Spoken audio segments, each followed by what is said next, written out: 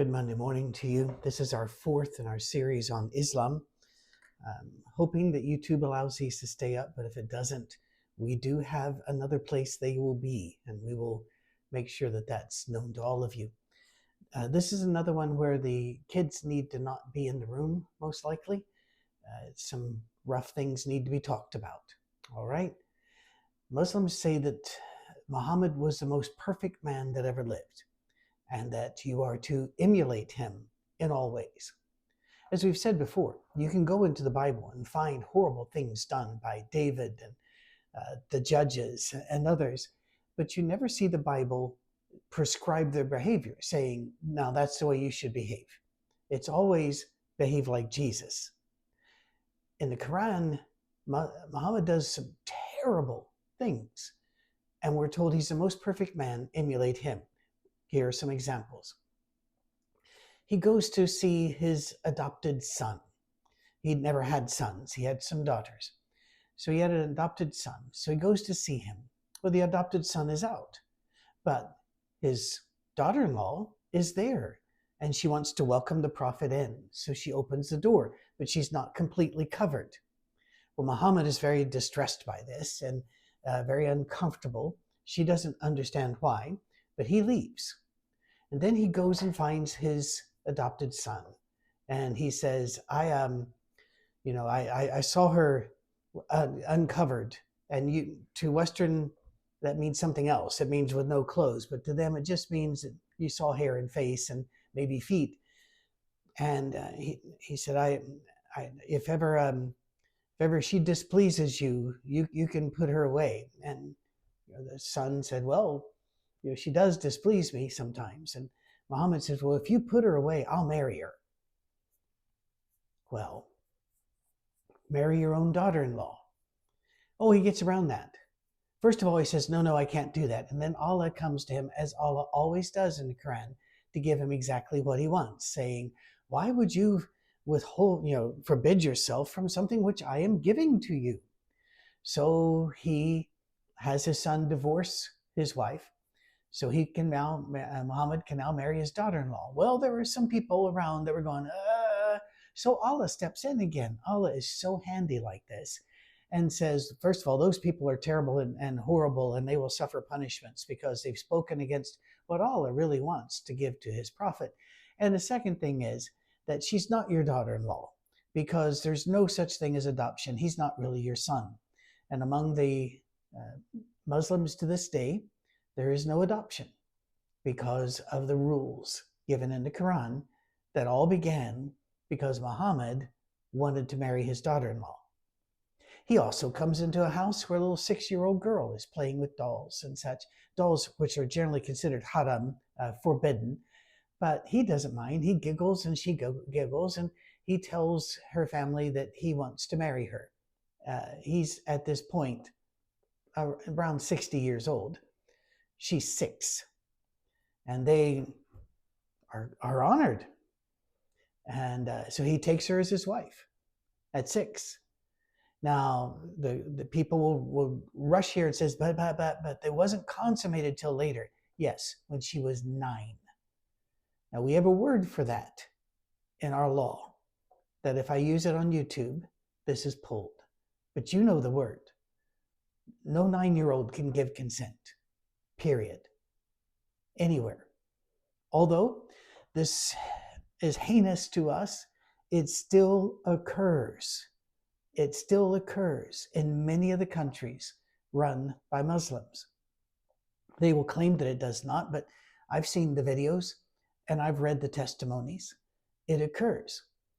And the Quran even says, and the hadiths back it up, that it's better for you to marry them young and let them come into puberty in their husband's house. Skin crawling yet? Oh, it's worse than that. All through the Quran and all through the Hadith, anytime that Muhammad wants somebody, he gets them. And he tells his men, oh, you want that one? Take them. It doesn't matter if they're married. It doesn't matter what they want. Women have no say in the matter at all. They are sexual slaves. And in fact, sexuality is rampant here. Islam is a 7th century Arabic man's version of paradise, because when he goes to paradise, dies, he wears a suicide vest and blows himself up, let's say, he will now have 70 virgins, and they will all be just incredibly beautiful and untouched by any other man. And he will have the sexual prowess of many, many, many men, so that every night he can go around to these different women. And when he gets back to one he's been to before, she's a virgin again. So why is that so important? Well, because a virgin can never compare you to anybody else. Therefore, you're always the biggest, strongest, powerful, most man she's ever seen. And once again, there's no indication these women are willing or happy to be there at all. They will capture women, Muhammad would, with his men, and then just distribute them among the men as they wanted. And they'd bring them to him to see who he wanted first. And he's the most perfect man that ever lived. Well, just a real brief look at Sharia law and women. In inheritance, generally speaking, women can only inherit half what the sons can inherit, if anything, but up to half. In testimony, in financial matters, a woman's testimony is looked down upon. It takes 2 women's testimony to equal 1 man. If it is in assault matters, it takes 4 men to testify for the woman that she was sexually assaulted by that guy. You don't find that. And that's why the vast majority of women who are in prison in Pakistan and other countries for adultery are really the victims. But their testimony does not hold. More on that later. Marriage and divorce, men can practice polygamy up to 4 wives. There's even temporary marriage where they can go find a woman, they declare that they're married to them, they can have relations with them, then declare that they're divorced. This covers up sexual assault. This covers up the use of sex workers, on and on. Women, it is very difficult for women to get a divorce. Male guardianship in some systems require man's permission for a woman to travel outside the house for any reason. And she may not travel with any other male unless they are a relative and they've been given permission by the husband.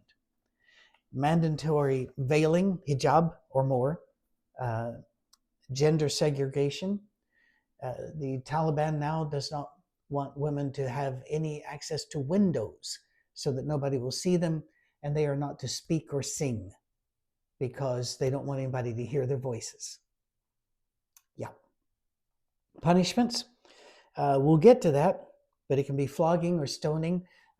Imams are very open about this, that how to beat your wife and what kind of stick you can use and how often you do it. It is very much a part, Quran 4, verse 35 forward. Light beating is what they call it, but then they give a definition that most of us would not call light. In different countries, for example, in Taliban, women are not allowed to be educated beyond primary. They're not allowed to be employed. They're not allowed to speak in public. They're not allowed unaccompanied travel. In Iran, compulsory hijab laws. In recent weeks, women have been brutally mistreated. I have to be very careful again because of YouTube. In every way, let your imagination roar, until they die because they took off their hijab in public. There's floggings, fines, imprisonment. Males are your guardian if you're married, so you can't do anything without a male's permission. Saudi Arabia, they passed a new law in 2022 allowing you to have some freedom if your husband gives it to you. So you're allowed to drive now in Saudi Arabia, ladies, if your husband says you can, and if he tells you where you can go, and if you have permission to go there and then return directly to him. Again, male guardianship, unequal rules about divorce. There are some which are mixed, like Malaysia, Indonesia, Tunisia. They blend Sharia and civil law. That's what people are trying to do in this country as well. Some reforms have updated the laws, like Morocco have, but it is very, very difficult. It is a struggle. One of the greatest writers of Muslim reality came out of there, and in her wonderful book Heretic wrote this: repeatedly, women are considered under the code to be worth at most half a man. Sharia subordinates women to men in a multitude of ways: the requirement of guardianship by men, the right of men to beat their wives, the right of men to have unfettered sexual access to their wives, and that means in any way they want, anytime they want, the right of men to practice polygamy, and the restriction of women's legal rights in divorce cases, in estate law, in cases of assault, let's say, in court testimony, and in consent to marriage. It is all based on what Muhammad taught in the Quran and what is taught in the Hadith. All of it.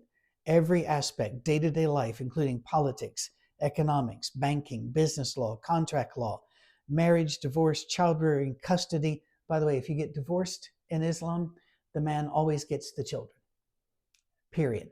That's why in our country we have seen it many times, and in Europe you've seen it many times, where an American or a European woman will marry a Muslim man. They will have kids. She finds out this is not the road to paradise. She wants a divorce. She's been beaten. She's been mistreated. And the next thing you know, he's not in the country anymore. He's fled with the children. And there's no way we can get him back. It allows a woman seen without a headdress to be flogged, punishes assault victims, calls for beheading for adultery. And by the way, it just takes one man to accuse you. It doesn't matter if you say that didn't happen. A man, his voice is taken. A rebellious woman, here's a quote from Dawish. A rebellious woman can be beaten by her husband and ordered by the Sharia court to never leave the home without his permission. In Beit al-Tal, which means house of obedience or house arrest.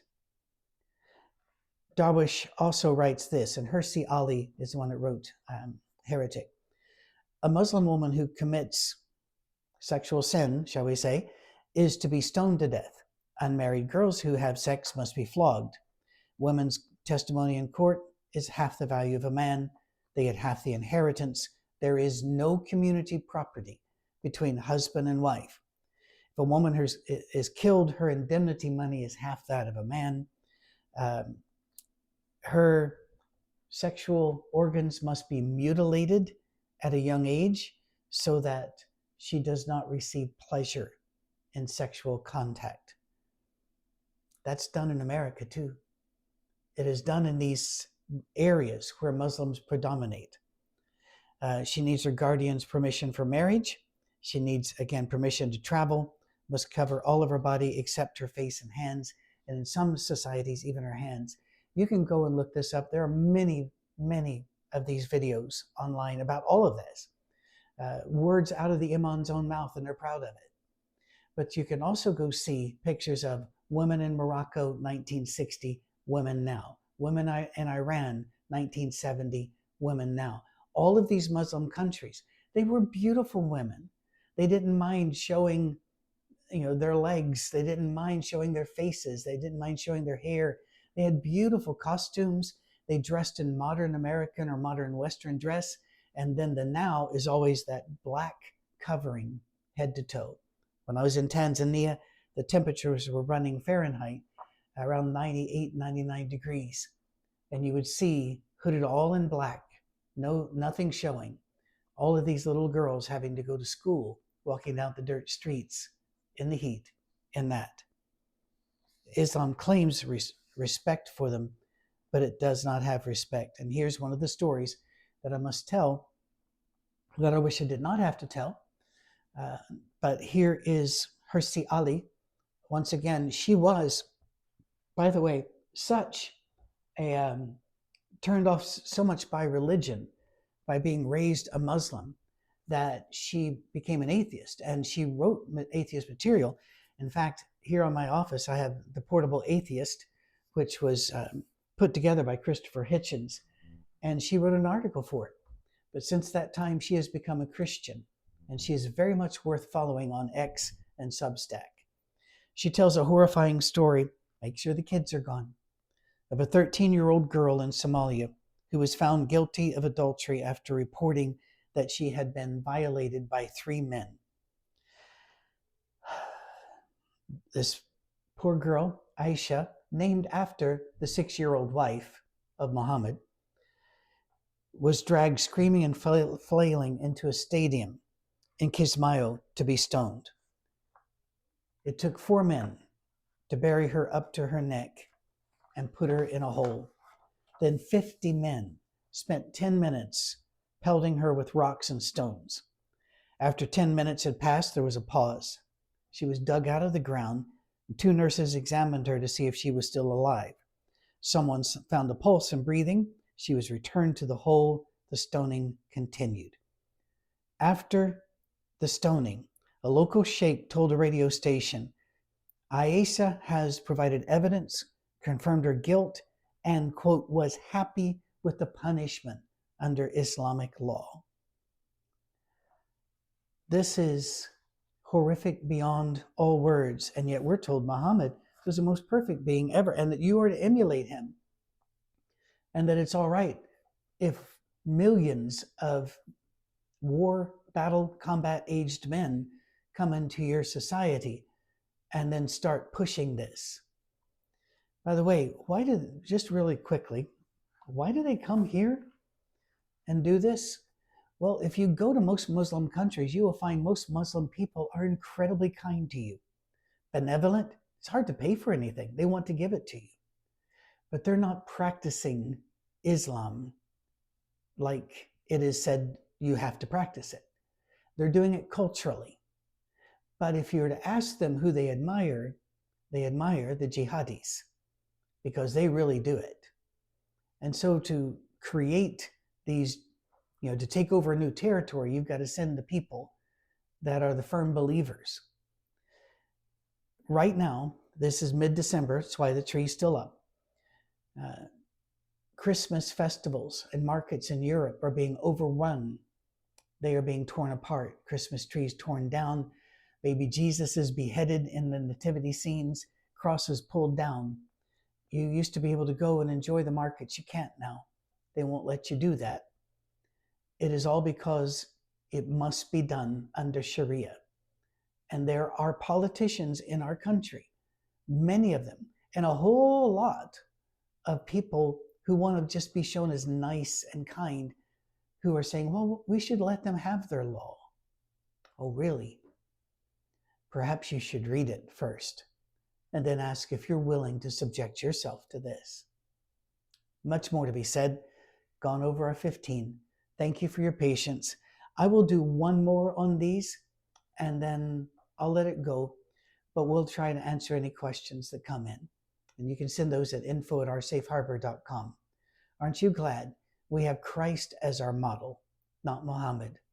Aren't you glad that God loves us and would not subject us to what Allah wants to subject us to? We have reason to rejoice. These are very dark episodes, I'm aware, but I wasn't going to lie to you. I wasn't going to soften this. And I hope you appreciate it. My email is an interesting place right now, but I'll just keep my eyes open and try to be the best man I can be. It's all we can do, right? Go with God.